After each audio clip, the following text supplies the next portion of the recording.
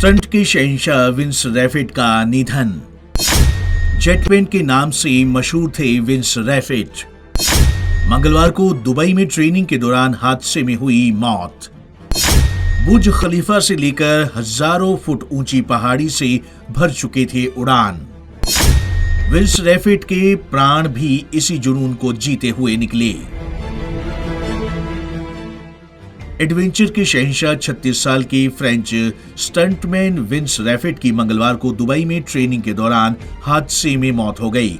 मौत के कारणों की जांच अभी जारी है। जेटमैन के नाम से जाने जाते थे विंस। लोग उन्हें जेटमैन के नाम से जानते थे। विंस जेटपैक्स और कार्बन फाइबर पंखों के साथ हवा में करतब दिखाने के लिए विख्यात थे।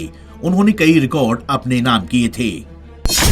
कई हैरत अंगेज कारनामों को दे चुके थे अंजाम। पीठ पर इंजन वाला जंबो जेट बांधकर दुनिया की सबसे ऊंची इमारत बुर्ज खलीफा से 2700 फीट की ऊंचाई से बेस जंपिंग करने वाले उनके वीडियो लोगों को हैरान कर देते थे।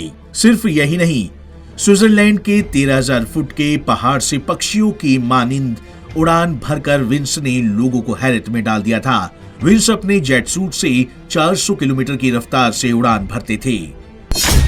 5 साल पहले बुर्ज खलीफा से भी भरी थी उड़ान। विंस ने येव्स रूसी के साथ मिलकर पहली बार 5 नवंबर 2015 को दुनिया की सबसे ऊंची इमारत दुबई की बुर्ज खलीफा से उड़ान भरी थी।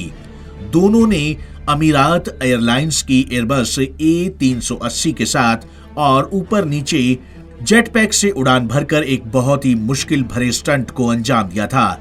जिस समय दोनों डेयरडेविल इस खतरनाक स्टंट को अंजाम दे रहे थे, उस समय एयरबेस दुबई से 4000 फीट ऊंचाई पर उड़ान भर रहा था। विंस ने इस कारनामे के बाद बताया था कि यह स्टंट काफी खतरनाक और रोमांचक था। इस उड़ान के लिए इन दोनों ने 10 मिनट का समय लिया। पाम आइलैंड के ऊपर भी भर चुके थे उड़ान। जब वे दोनों एयरबस के आसपास से गुजरते थे तो उसमें सवार यात्री भी काफी उत्सुक होकर उनकी फोटो लेने में जुट गए थे। इससे पहले इन दोनों ने पाम आइलैंड के ऊपर जेट पावर्ड फाइबर विंग्स लगाकर उड़ान भरी थी। उन्होंने इसे अपनी तरह का पहला अनूठा कारनामा बताया था। विंस ने 2016 में जेटपैक और कार्बन फायर विंग की मदद से आसमान में 1800 मीटर की ऊंचाई तक उड़ान भरी थी। तब उन्होंने कहा था कि ये पूरी तरह से टीम वर्क का नतीजा है। कहा था अगली कोशिश बिना पैराशूट के उतरने की होगी। विंस ने 2016 में एक इंटरव्यू में कहा था कि हमारी अगली कोशिश होगी कि हम जब उड़ान भरते समय ऊंचाई तक जाएं तो हमें वापस नीचे आने के लिए पैराशूट का इस्तेमाल ना करना पड़े। रैफिट के जेट सूट में लगा carbon fibre wing 4 mini jet engine द्वारा संचालित होता है।